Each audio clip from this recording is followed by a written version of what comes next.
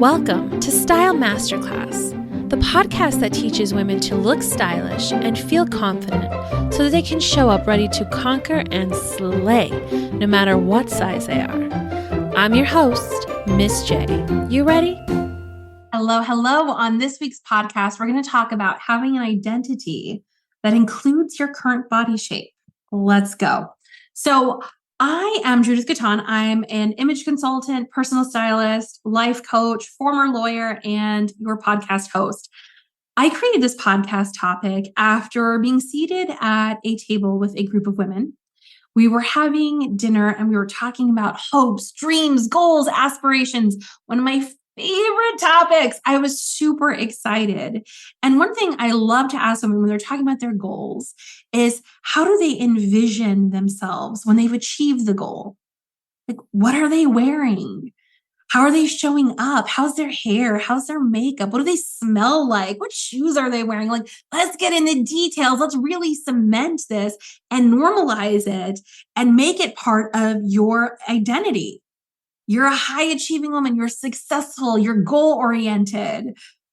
What was interesting about this topic, and there was one woman in particular at the table who seemed a little off put by my question. And that happens sometimes, totally fine. My flavor is not everybody's. But when I pressed her later on, and we were in private, we had kind of gone off to the side while everybody was still mingling. And she said, "Tell me more about the question you asked. I'm a little curious about that." And I said to her, well, we can't achieve our goals and get to where we hope to be if we're running around in janky clothes that don't really fit who we are. I mean, it's hard to imagine yourself winning an award for something incredible you've done if you're in your holey t-shirts and sweaty, nasty jeans. And she was like, okay. But what did you mean about the part, like, how do we look? Because I don't really love the body I'm currently in. And when I think about achieving my goals and my dreams, and I think about becoming the woman who has accomplished X, Y, Z, A, B, C, it's not in this body. And that was such a fascinating thing to hear. And it's something that was good for me to hear because all of our experiences are so nuanced. And as much as I get caught up in asking people these, what I perceive to be juicy questions, it was a little tone deaf in the way I asked the question because I didn't ever conceive in asking that question that somebody might not want to achieve their goals, their hopes, their dreams, and their aspirations in the current body they reside in. And shame on me that had not occurred to me. And perhaps I'm living in an insulated bubble of body neutrality where people are learning to accept their bodies. And it's something that I teach and I coach on regularly. And shame on me a little bit for being in that bubble and being so kind of tone deaf. And she poured her heart out to me, and I won't share, for just respecting that space, a lot of the thoughts and feelings she was having about her body and why she had come to the place that she had come to. And I'm, of course, grossly paraphrasing our conversation to protect her anonymity. But what was so interesting about that is what hit home for me is thinking about all of you. And does your current identity include the body you actually reside in? And then when you think about identifying the woman who has achieved what you want to achieve, does that include the body you reside in? And for the answer for some of you is no. And that's perfectly okay. I want to normalize this for you a little bit. I think sometimes when we get into body love, it turns into body love shame. And if you don't love your body, shame on you. And that's not what I'm all about at all. You always get to do you, boo. And that includes what you do with the size, shape, weight of your body. Always. I believe in full autonomy for me, and I believe it for the other humans, particularly when it comes to their bodies. But as a coach, I'd be remiss if I did not ask you to consider why that might be. When you think of stepping on a stage or having this important, key, pivotal moment in the history that is you, you've achieved a goal of a lifetime, something really important and near and dear to your heart, and you're not even imagining yourself in your own body. Why is that? What is so reprehensible about the body you reside in? What is so abhorrent to you about the body you reside in that you would literally wish it away at a key, important, pivotal moment of your own life? And here's what I mean by that. And I'm going to get really personal because I think sometimes coaches talk in abstracts and we don't make it personal. And I think this is super relatable to all of you. I got asked to be on the cover of an important sort of magazine for my industry.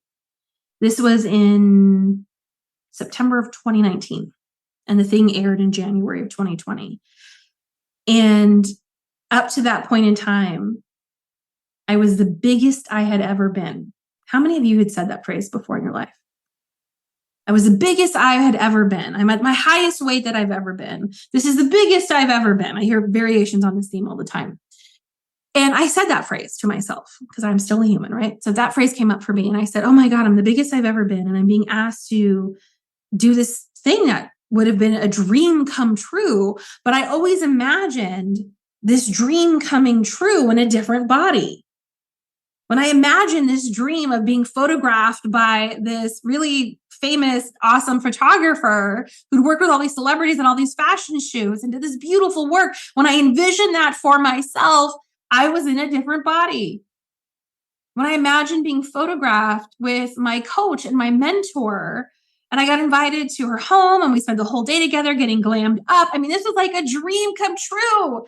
And I always imagined it in a very different body. And when I got to that moment in time, I told myself on purpose, we could not have gotten to this moment in time without the body you currently have. Hear me out. I could not have gotten to this dream moment, this goal, this hope, this aspiration of mine, if I didn't reside in the body I live in right now. The future me who has achieved every hope and dream I want so desperately could not have gotten to that future landscape without the current me that exists right now. And I did a little line in the sand for myself.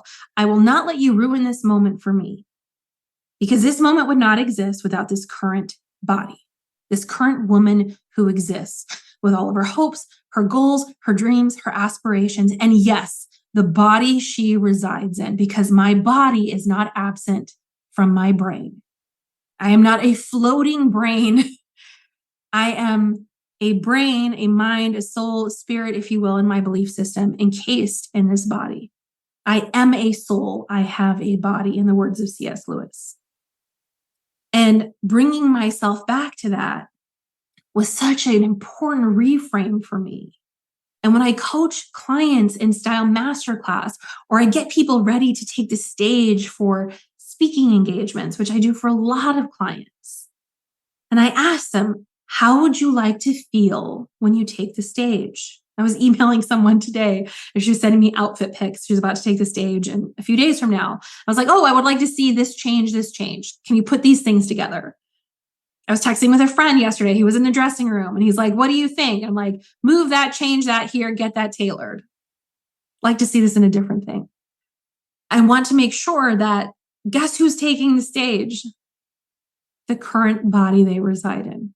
That's reality, my friends. Now, you could still hope and wish that it was smaller, more toned, younger, firmer, fitter, more energized, whatever it may be. Those desires will also be there. But we can't divorce you from reality. You have the body you currently reside in. And the future hopes, dreams, goals, aspirations don't get created without the current body you reside in that inhabits your beautiful brain and your creative mind. We can't separate those two things from each other, nor would we want to. So your mission, should you choose to accept it, is I want you to think about, just like I tell my Style Masterclass students, what does it look like when you've reached your hope, goal, dream, aspiration? And does that identity of that future you include the current body shape you reside in? If not, I want you to start to remind your brain that that future you doesn't exist without the current one. Now, if you would like coaching like this and to learn more about what I teach, I want to invite you to join us. for a special class that we have coming up. You can click on the link below to join us. It's totally free, and I'll talk more about what we do inside of Style Masterclass. For now, Ms. J out. Thank you for listening to today's episode. To learn more about how to work with me, go to judithgaton.com. Click on the Start Here button to get access to my free personal style class. I give you a quick style win, a confidence boost, and you walk away with the tools to start getting stylish. Who doesn't love that? See you there. Miss J out.